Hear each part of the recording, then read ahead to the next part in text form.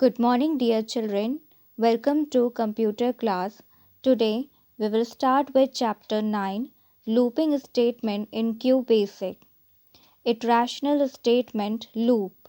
While writing a program, you might want to repeat the execution of certain set of statement a number of times. To make an interesting and efficient program, you can make QBasic to execute a part of a program more than once. This is called looping or iteration. When QBasic goes through a part of program over and over again, looping statements are the statements which help you in creating the loops. Some of the looping statements which you will learn in QBasic are: first one is for next, second one is do loop. यहाँ पे आप इस chapter में पढ़ेंगे कि section of statement को बार बार run करना होगा, चाहे वो कितने नंबर ऑफ टाइम हो या फिर किसी कंडीशन के साथ हो, ट्रू और फॉल्स। जब इस तरह का सिचुएशन क्रिएट होता है प्रोग्राम में, तो हम यूज़ करते हैं लूपिंग और इटरेशन स्टेटमेंट का। ये एक रिपीटिंग सीरीज ऑफ स्टेटमेंट पे काम करता है। Any looping statement must have the following four components. Initialization, the value from where the loop start, जहाँ पे loop start होता है. Termination, the value at which the loop end, जहाँ पे loop end होता है जिस value पे. Step up, step down, specify how the loop move forward and backward, यह हमें बताता है कि कैसे लूप फॉरवर्ड और बैकवर्ड होगा. Body of the loop, statement inside the loop that are to be executed repeatedly. यहाँ पे जो भी स्टेटमेंट हम लिखते हैं उसके अंदर, तो वो कैसे एक्सिक्यूट होगा उसको हम कहते हैं body of the loop. For next statement, when you want a group of statement to be executed a specific number of time, you make use of for next statement. Syntax आपको दिया हुआ है. जब आप ग्रुप ऑफ स्टेटमेंट को execute करना होगा एक स्पेसिफिक नंबर देकर, तब आप फॉर नेक्स्ट स्टेटमेंट का यूज़ करेंगे. यहाँ पे आपको सिंटेक्स दिया गया है. Counter, counter is the numeric value which control the loop and is also known as the control or index variable.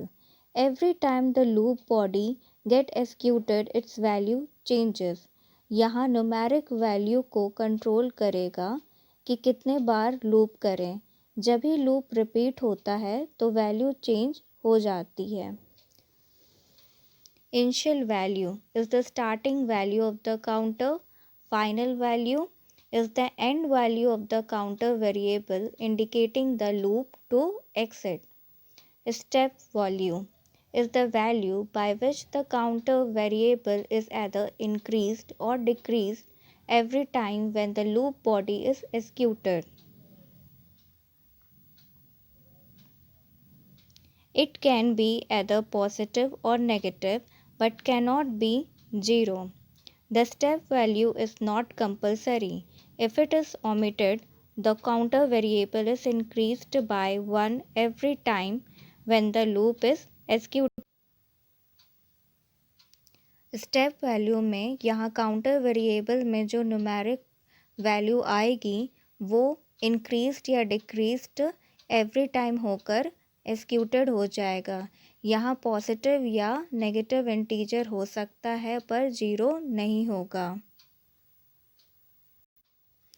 Next statement is the end of the loop. Program 1, write a code to print I am looping 5 time.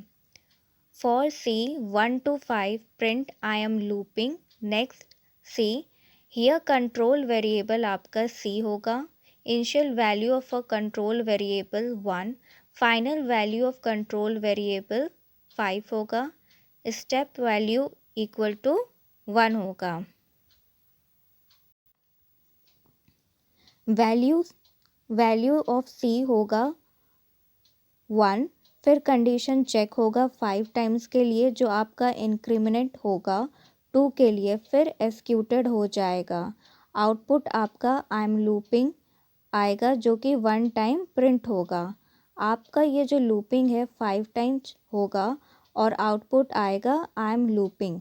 5 time जब तक complete हो जाने के बाद looping executed हो जाएगी, मतलब बंद हो जाएगी। फिगर 9.1 में आप देख सकते हैं रिजल्ट ऑफ प्रोग्राम में 5 टाइम लूपिंग प्रिंट होकर के आया है। Using step value for specifying the value by which control variable should change, you can provide a step value. In the following program, the control variable is changed by 3 every time the body loop gets executed. For s equal to 1 to 8, step 3, print s next s. Using step value का use increment के लिए होता है। जब आपको value को आगे करना होगा तो स्टेप का यूज़ करना होता है। एग्जाम्पल में आप देख सकते हैं स्टेप 3 किया गया है। आप एग्जाम्पल में देख सकते हैं कि 3 टाइम्स आगे की वैल्यू प्रिंट होकर के आ रही है। यहाँ पे वैल्यू इंक्रीमेंट होता रहेगा।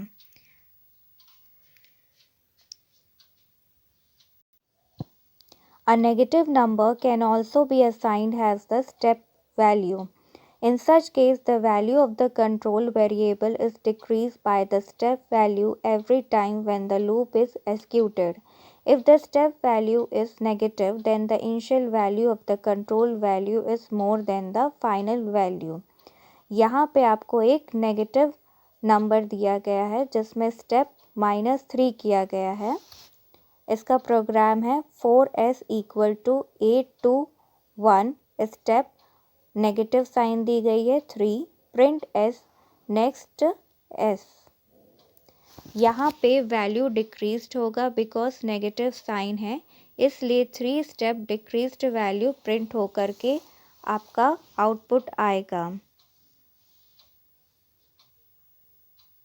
Programme 2, write a program to display even number from 1 to 50.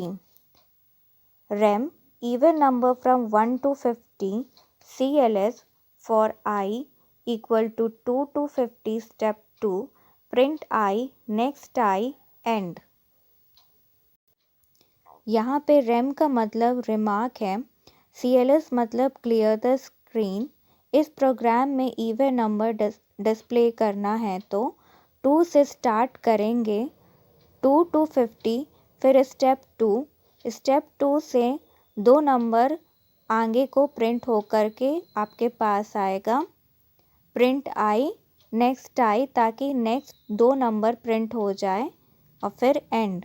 जैसे कि आप देख सकते हैं फिगर 9.4 सब में 2-2 वैल्यू प्रिंट होकर के आ रही है जो कि इवन नंबर्स हैं।